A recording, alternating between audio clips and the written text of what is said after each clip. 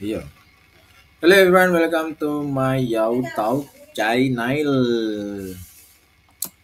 Kali ini kembali pada kita pembahasan tentang currency ya.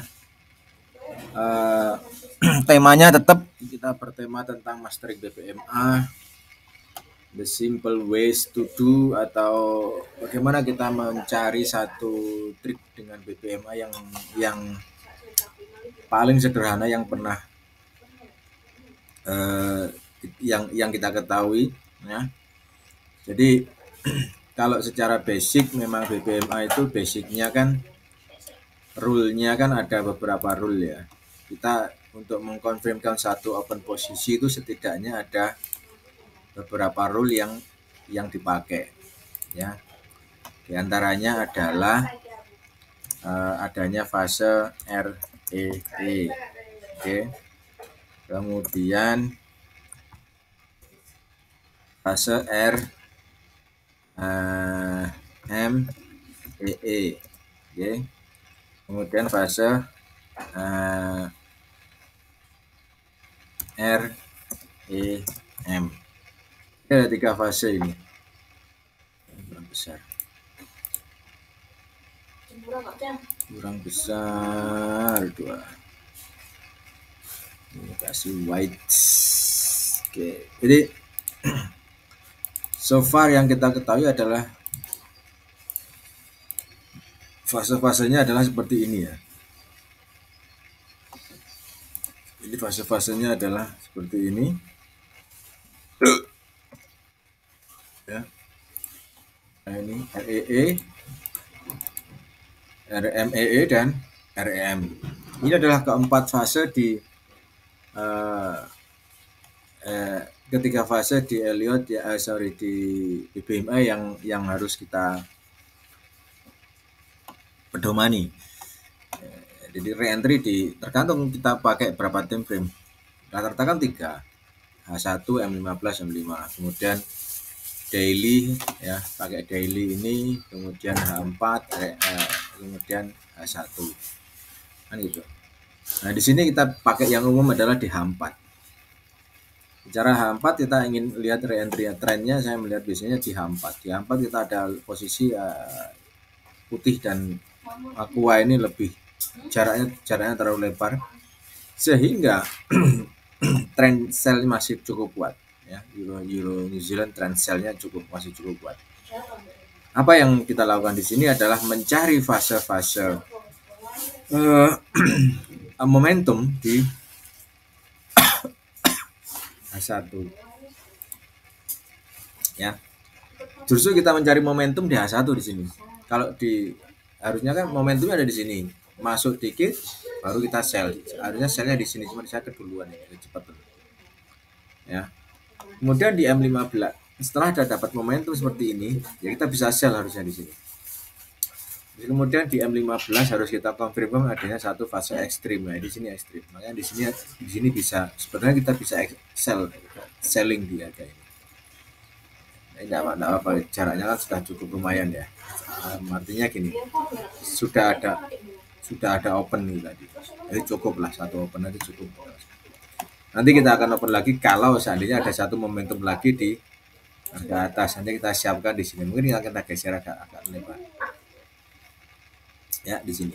Nah, jadi kita tunggu untuk open posisinya ketika berada di dalam fase yang pas gitu.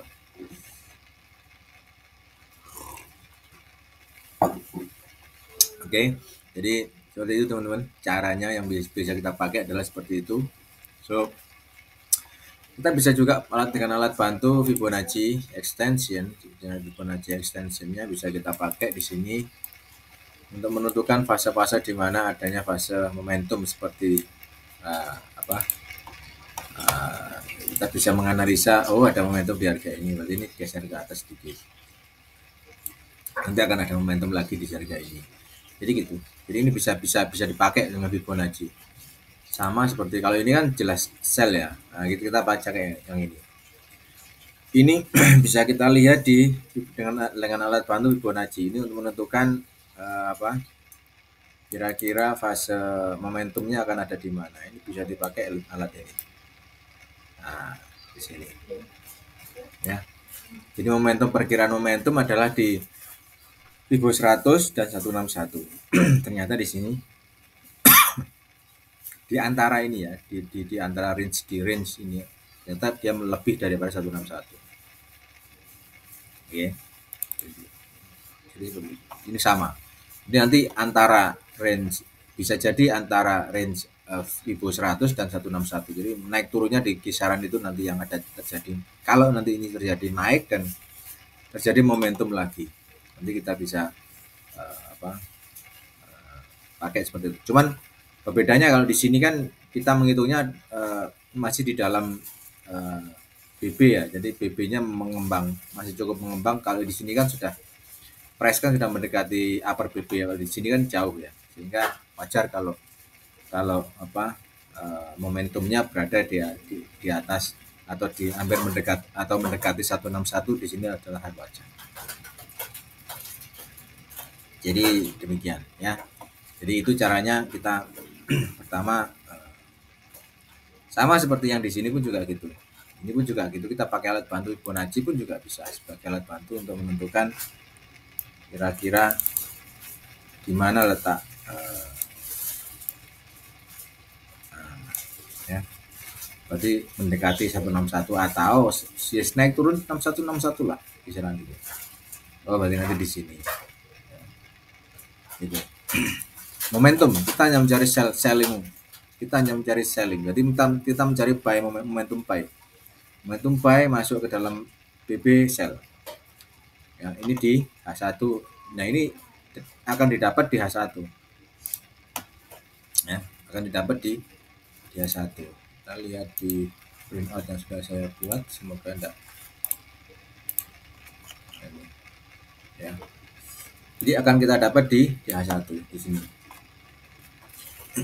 Ya. Di sini kalau di H1 jelas ini antara Fibo 100 dan 161 kan.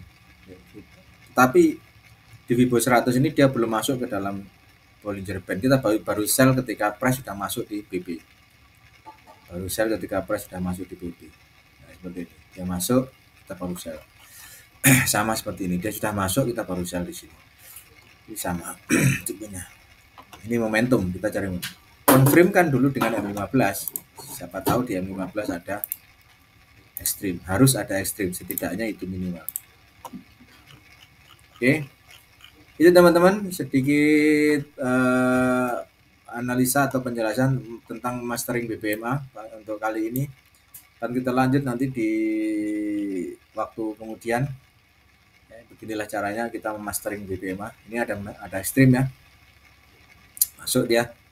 Kita baru sell di harga ini. Jadi confirm antara H1 dan M15 kita confirmkan untuk mencari letak fase atau letak selling yang pas.